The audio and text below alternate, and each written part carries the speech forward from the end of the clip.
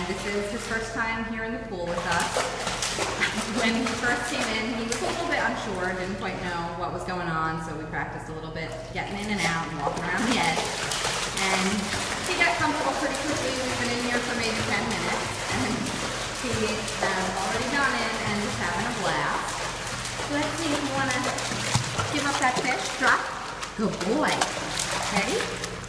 Remember where the steps are? Come on. Come on. Good job. Ready? Get it. Good boy. Good job, Mom. Yeah. You can see Waggy Tail, he went in on his own. Did not need much coercing. And he's having a really good time, aren't you, bud? Ready? Oh, thank you. Can I have that fish? Good boy. Ready? Ready? Get it. Good job, Pong. Where'd that fish go? Good play. Ready?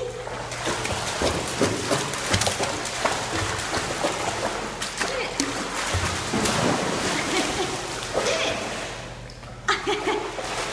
And now you're going to cheat. Ready? In we go. Ready? Good job, buddy. There he is.